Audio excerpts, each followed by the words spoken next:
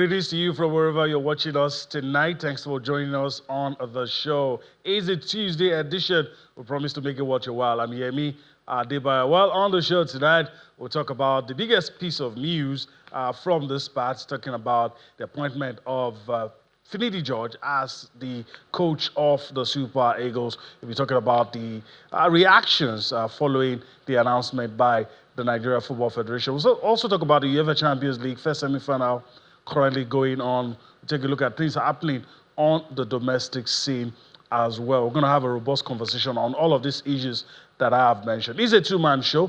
My colleague Austin Okonakpan is suited and ready as we take this trip together.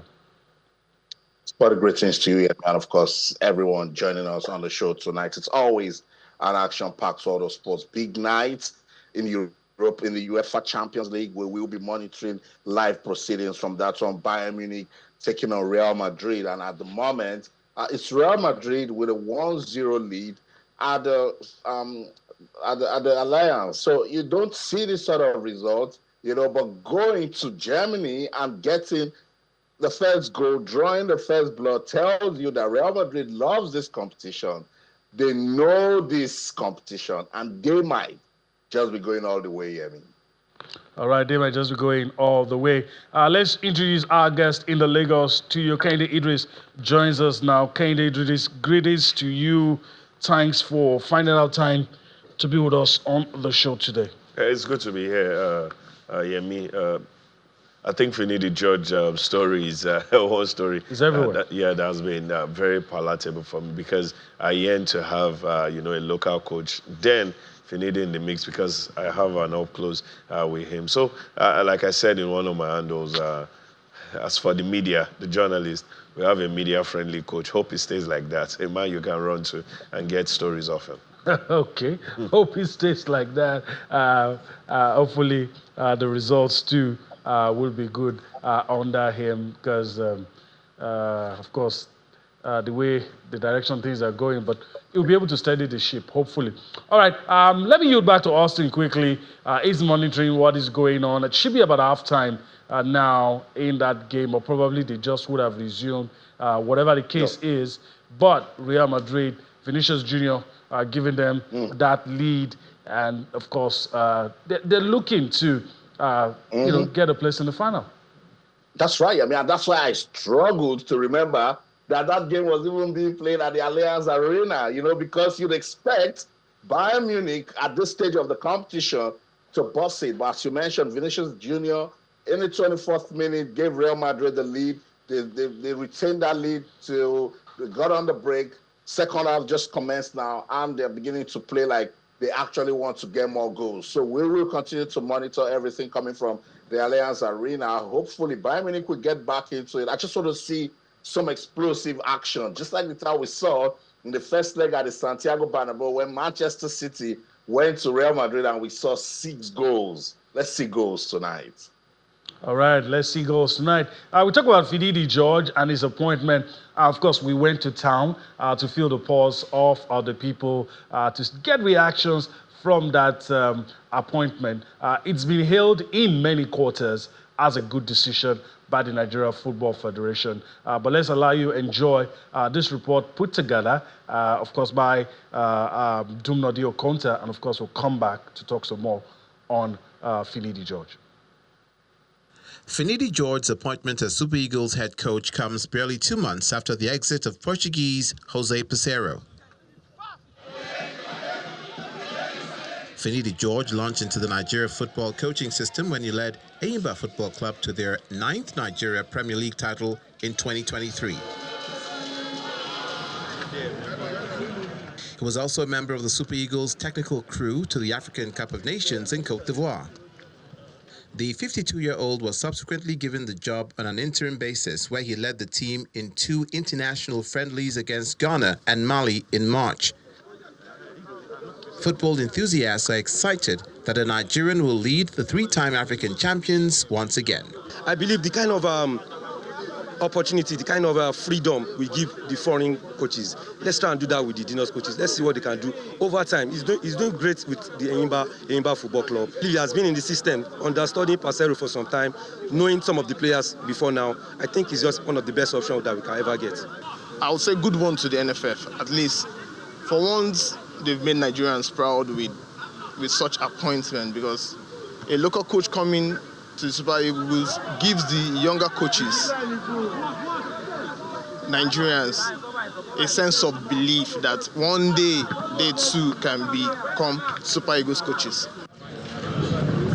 They believe the 1994 Africa Cup of Nations winner is qualified for the job. Finidi George is a senior colleague. I'm junior team, but I have opportunity to play against him when I was in MFM 2 years ago. I saw when we played them at Enyimba. That's when I respected him more. I respected him because the way they played against us, Finidi George is highly technical and tactical coach. But so that's why I have the belief that he can do wonders with the Super Eagles, this present Super Eagles. For me, I believe in his expertise. He has been in the team. He has experienced a lot of accolades with the team, and I feel he's the right person for the job. And in the coaching job or in any job at all, there's always challenges. So it's something that I feel he can be able to overcome. Right now, I think Finidi fits the bill. He's the best coach we have right now. Fine, he has not been in charge of Super Eagles at any level, but based off his input with Enyimba in the NPFL, and they are still in the title race. Winning the title in the first season, and also in the challenge also for his in his second season. I think he's just grateful, and is a massive testimony to what he can actually do. I think he deserves it, and for a local coach, let's give a local coach a chance. And he's the best person. He's got all the certificates. I think he has learned about coaching so well in Ajax and in other European countries. So I think he's ready to go. And these are the best places to actually go and learn, when it comes to coaching. And I think he has had all of that. And I think it's the perfect time for him to actually, take charge of Super Eagles and make sure and think of success, going forward. Finidi is expected to fashion a winning formula for the Super Eagles ahead of their 2026 FIFA World Cup qualifiers against South Africa and Benin Republic in June. The Super Eagles are third in Group C of the qualifying series behind South Africa and Rwanda. That's it. Reactions trailing, of course, the appointment of Finidi George. Now, before I get to Austin, and also he's going to be linking us with one of our guests who's also, standing by, ready to join. But your immediate reaction, I just want to get your thoughts before I yield back to Austin. Your thoughts, even from the report, you see it was a decision that's welcomed by a lot of people.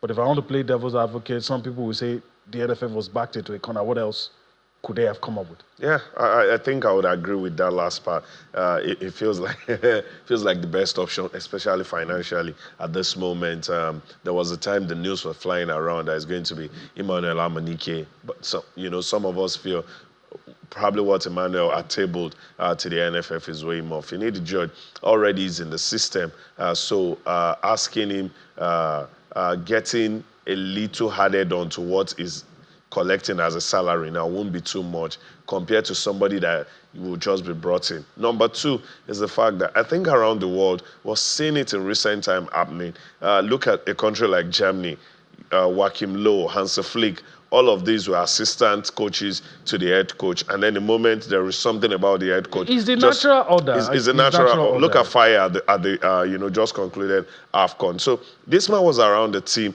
And one of the things I saw, if the NFF too saw that, is the fact that the players do have huge respect for Finidi George. Although this crop of players, I'll say it anywhere, are one of the most disciplined I've seen when it comes to the setup in the Super Eagles. They listen to every of the Super Eagles assistant coach. So Finidi just knows this terrain. They feel that too. I'm talking of the NFF, and they just, let's go with this man. It's kind of cheaper to get him. They already knows the terrain. So let's see how it goes. I just hope he's not put under immediate pressure. I understand the pressure on ground. There's the Nations Cup, there's the World Cup, but I don't want this 1 game, 2 game pressure from the administrators. All right.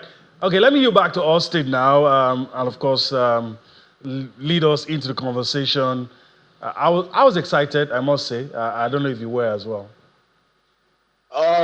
Excitement isn't the word I should use, so people don't come for me, but I think the Nigeria Football Federation, what they did was they had to put some cost into the risk of, either keeping Finidi George or bringing somebody else to, start all over again with the Super Eagles. And the costing that they came up with continuing with Finidi George was something that they could afford in case anything wants to go wrong. And Finidi George has been in the mix. And interestingly, someone called me today and said the fact that he helped us to win that Jollof Derby against Ghana was enough. And I'm like, oh, you never know what football fans want. Calvin Onka is the publisher of ACLsports.com. He's right here in London with me. Calvin knows Finidi George so well. He knows Nigerian football so well. Calvin, good to have you join us on Sports Tonight. Thanks for having me, Austin. Awesome. Calvin, are you part of those fans who said yes to Finidi George because he helped Nigeria to win that Jollof Derby?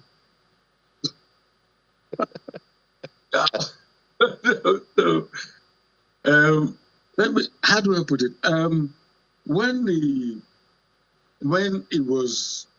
had to replace Pesero and we were thinking of replacements, I have to hold my hands up and say, I didn't think of Finidi George.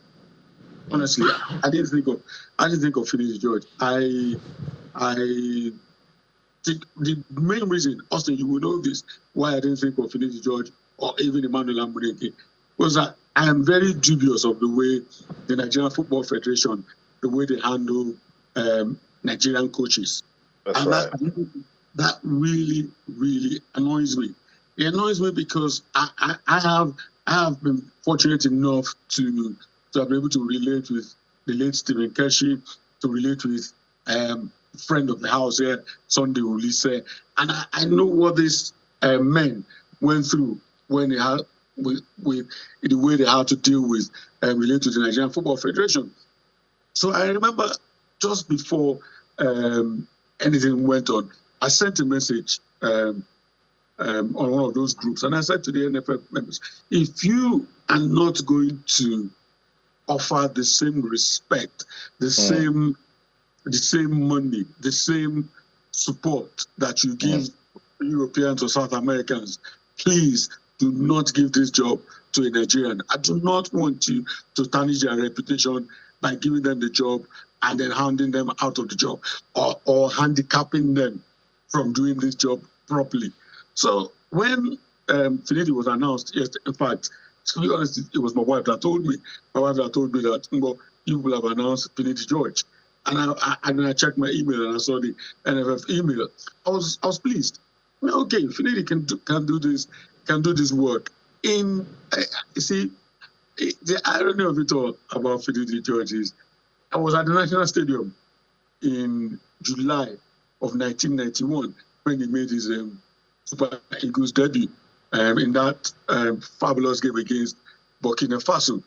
Finidi George goes on to score the goal that helped Nigeria qualify for US 94 World Cup. Goes into US 94 World Cup and scores a goal there.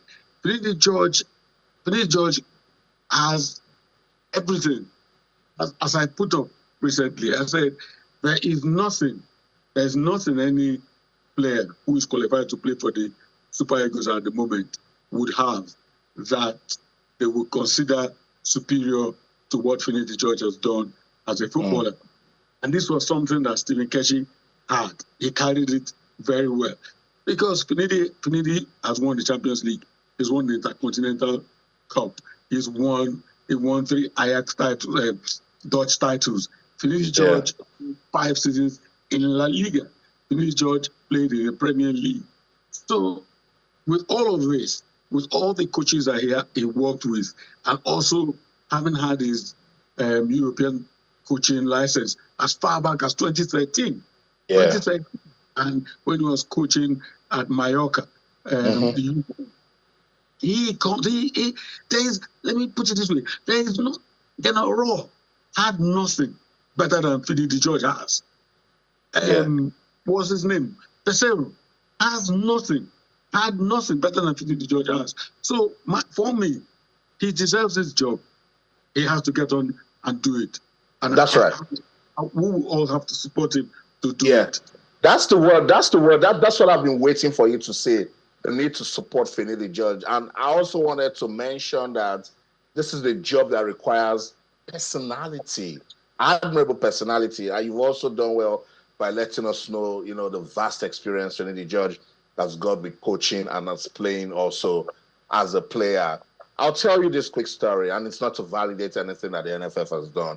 I was chatting with Finidi George, and we're talking about the local league.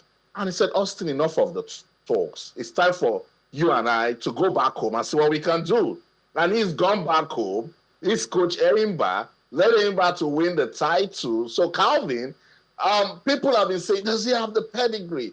Does he know the current trends in coaching? Can he cope? Some feel that the Super Eagles job is bigger than Finidi George.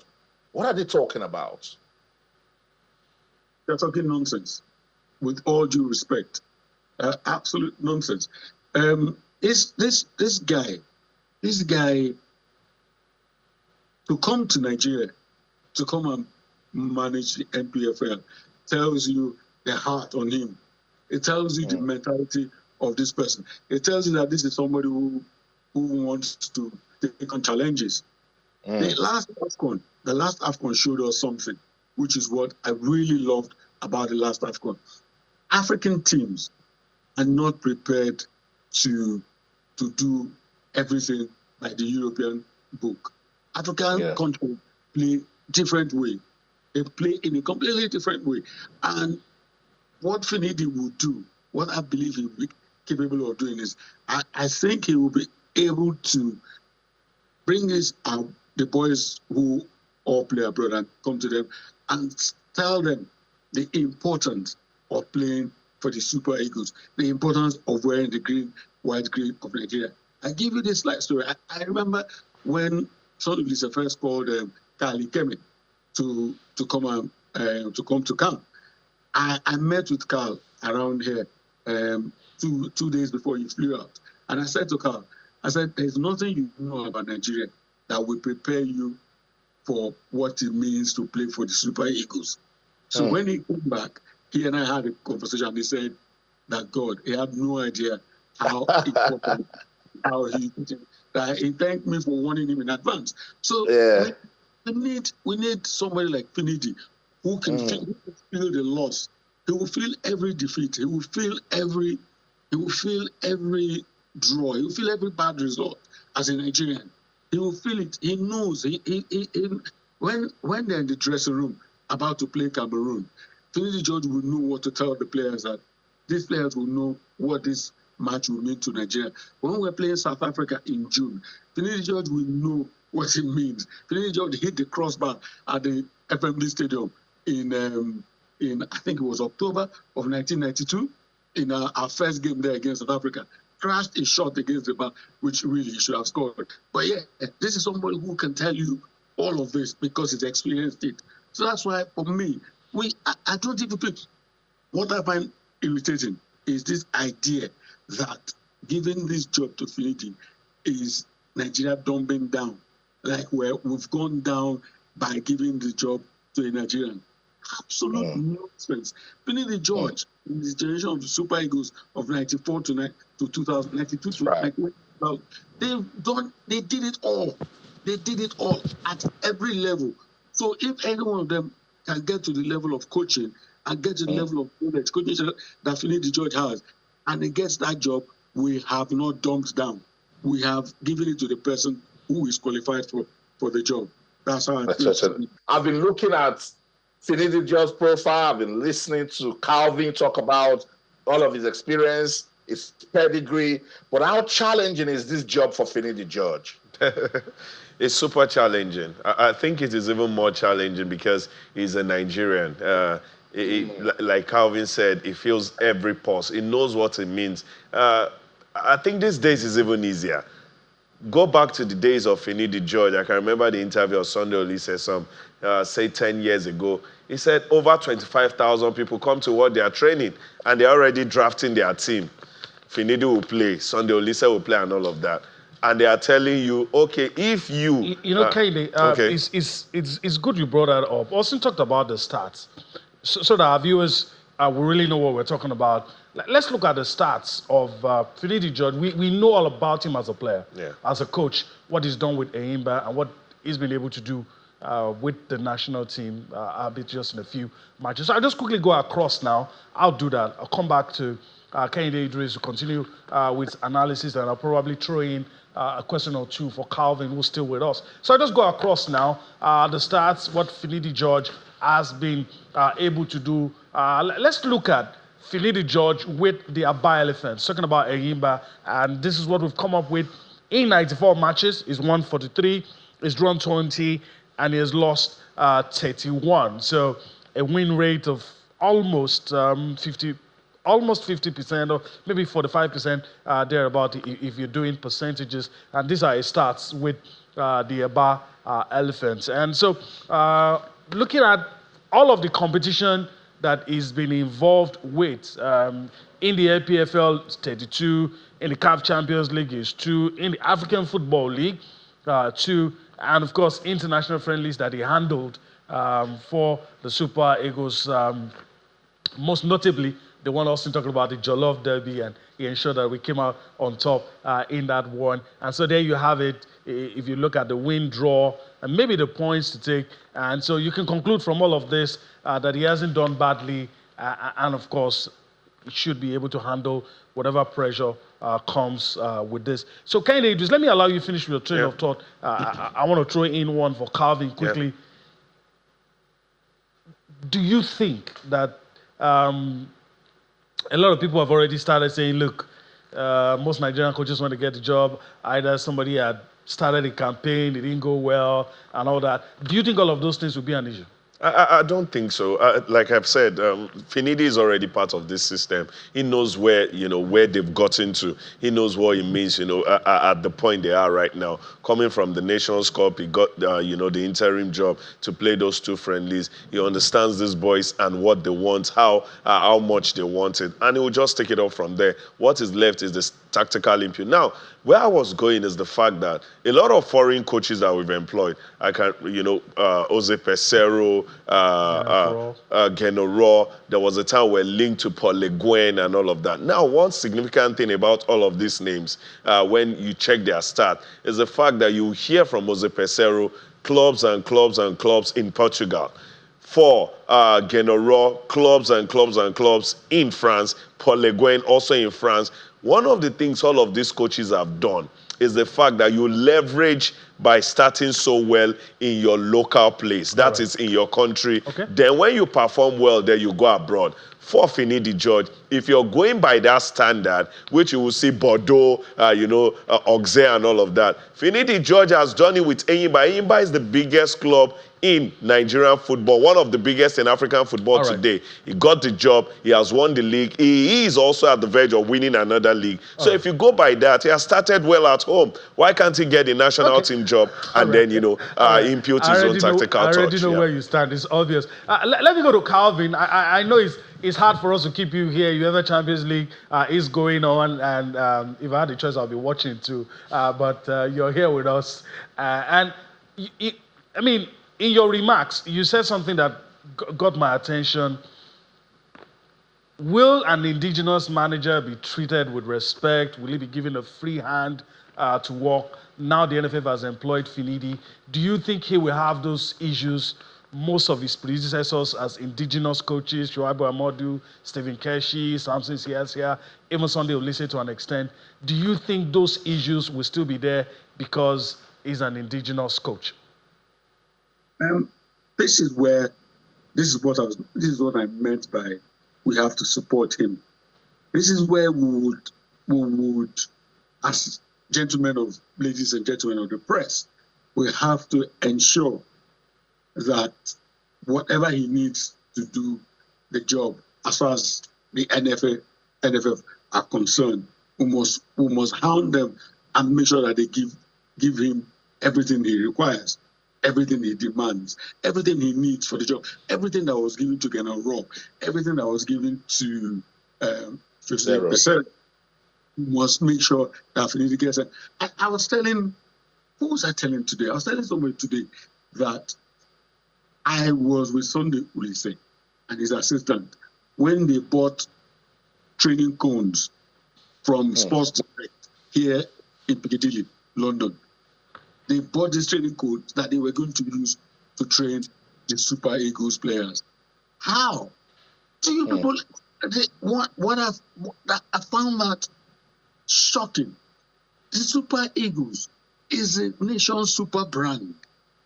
How do we want to go and compete with Morocco?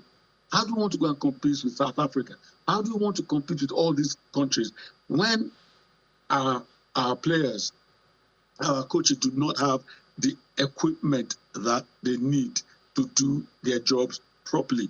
I still have an interview that I had with Stephen Keshi in Brasilia after we had lost to France in the 2014 World Cup, where he was enumerating all the stuff that he needed that he never got, and yet they were expecting him to go and win the World Cup. So this is the work that I believe that the press, sporting press, would have to do to ensure that Finidi is given what he needs. So the NFF, I know for a fact, I would not let them rest. And we hound them that you cannot give this man this job to wreck his reputation if you're not going to give him what it takes to do the job properly.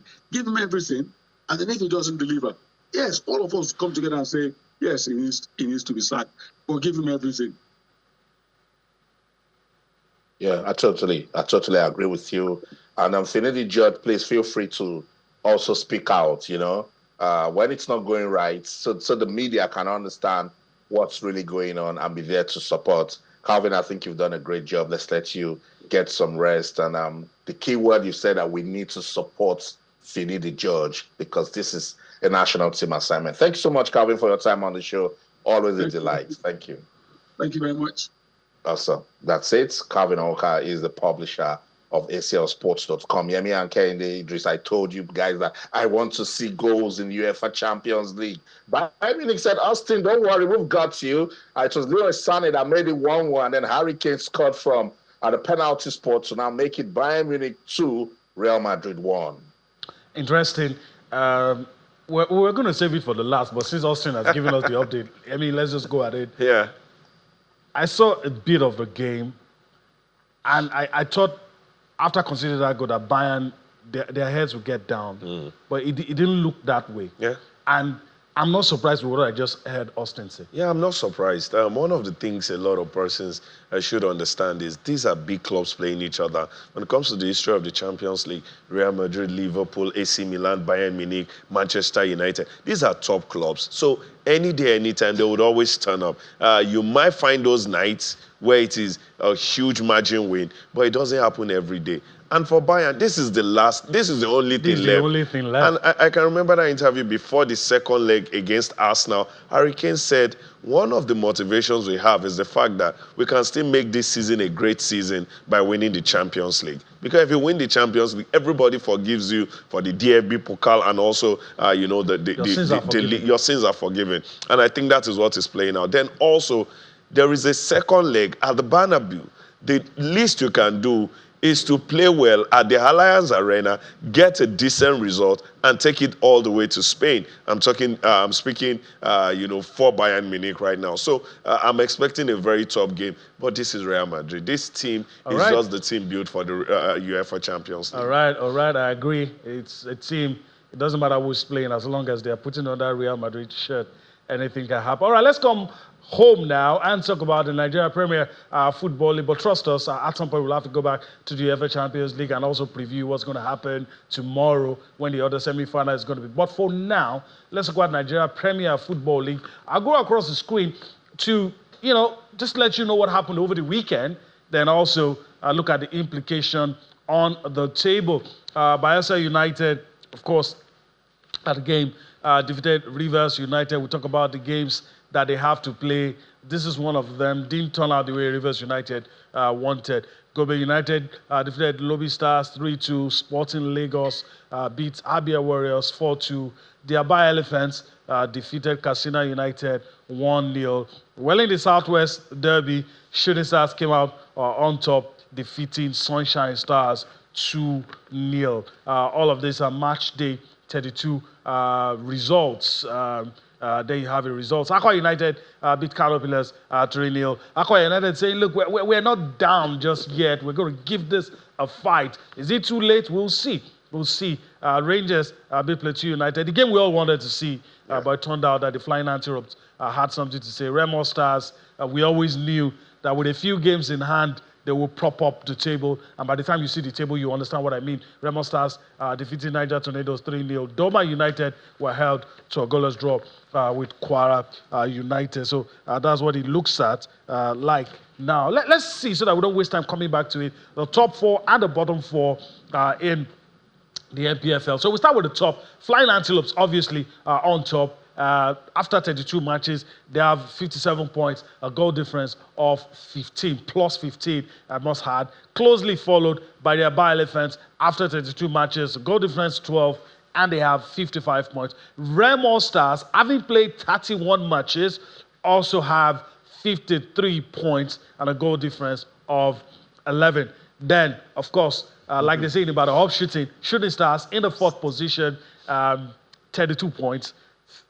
I beg your pardon, 32 matches played, 52 points, goal difference of plus 10. But the potential for Remo Stars, if they get that win when they play that game yet to be played. Aqua United propping up the rear in that position where they don't want to be. So they're on top from the bottom.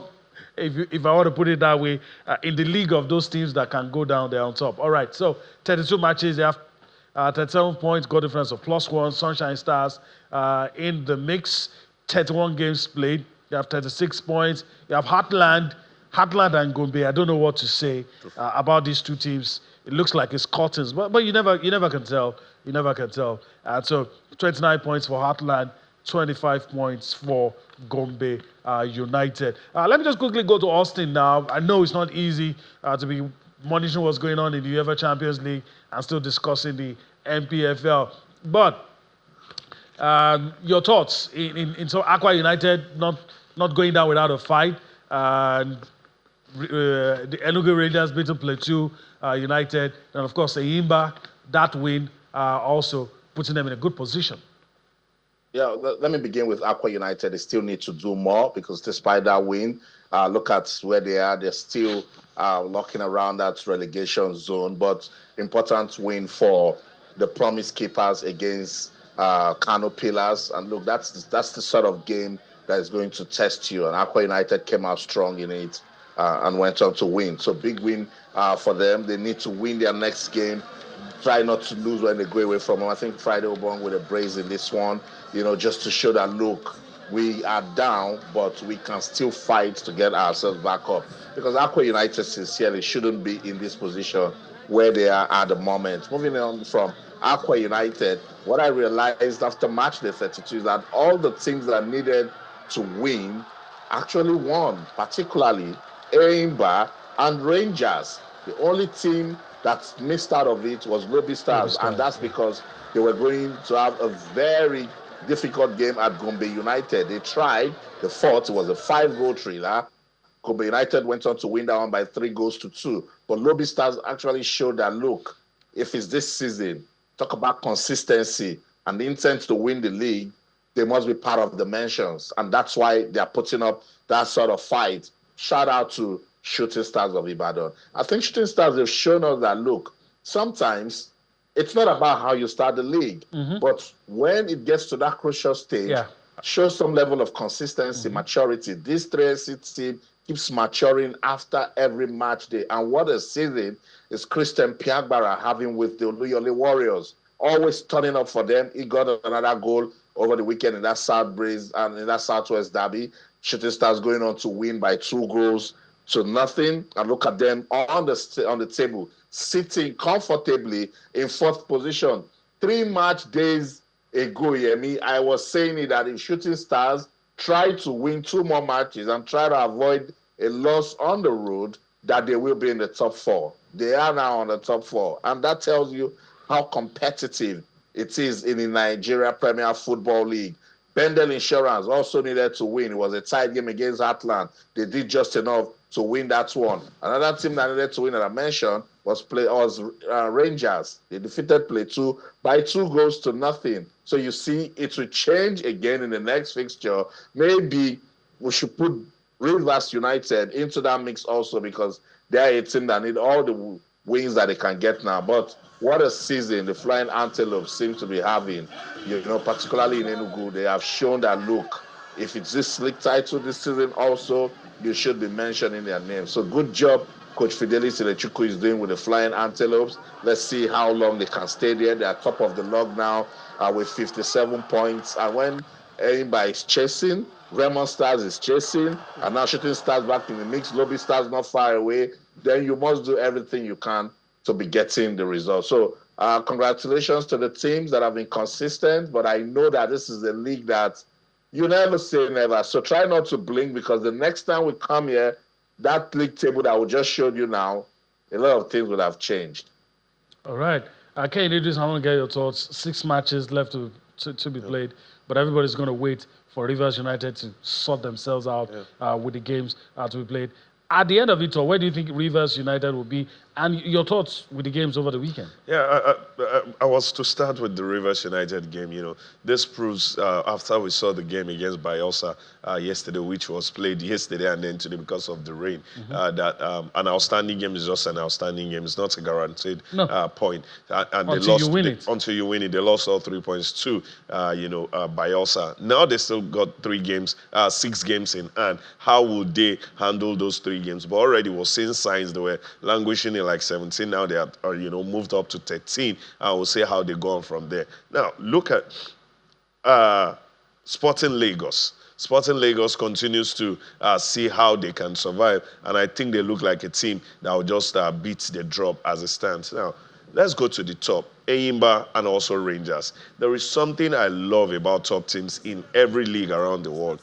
Always show up and let others know there are some teams. If you must, be crowned, you must go past these teams. Rangers had a rough season last time out, but now they are back to being the Rangers International that we know. And for Lobby, holding the heat over these two, we've seen that it's a lot of work. Even Remo Stars, yes, they've got a game in hand, but they understand already that when these teams turns up, they are just a formidable team. And I'm hoping that these teams we're talking Lobby, Rangers, Enyimba, Plateau, whenever they go to the continent, we'll be talking about our top teams holding it against, other top teams from around the world. The NPFL is as competitive enough for us to have representatives that are quality to go out there and do so well. We'll continue to monitor. I think Shooting Star story is a beautiful story. I can remember the Riot Act being read to Benga Ogunbote some weeks ago, and since then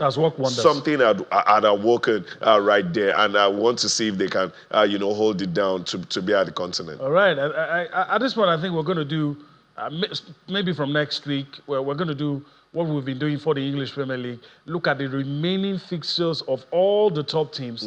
But like Austin said, there are going to be changes, especially if the top teams are playing away. Then the one you are not looking at plays at home, wins, then everything changes. Exactly. Then the gap closes. But even though I've said a few things about Remo, but I'm reminded that a game in hand is nothing until you win. It's nothing, yeah. It looks positive. It looks is potentially 3 points. Mathematically. Yes, potentially 3 points, but you have to win it first. You have to. That's what it is. All right, we'll leave the NPFL for now and switch gears and talk about the UEFA Champions League. And of course, Austin's going to interrupt us if there's something to say. But we believe there is definitely something to talk about. All right. Take it from here. I asked for goals, and yes, it's raining goals now. It's Bayern Munich 2, Real Madrid 2. Rodriguez was brought down in the box by Kim Min-jae, and then Vinicius Jr. stepped up to it, converted from the spot 2-2. What a game. What a game. What a game. We always knew we were going to see goals. Yeah, this is why we love the Champions League. It comes with a lot of drama. But let me throw this in. I'm very sure Austin will take it once you answer. I've said it in a few places with some friend of mine.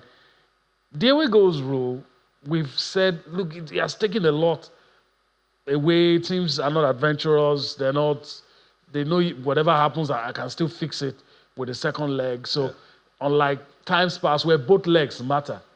But if you're able not to lose in the first leg, you just go and finish off. Do you feel it has been watered down? But then I must admit that when the top teams play, all of this doesn't even matter. It doesn't. I think for me, one of the reasons why I was so stuck on the away goal rule is the fact that you need a lot of tactical approach. The away goal rule brought more than enough calculations. But now it's pretty straightforward. It's pretty straightforward. You're a top team. Like when Liverpool lost to Atalanta 3-0, a lot of pressing were still bent on. Liverpool can score 4. Just go there. They can still score 4.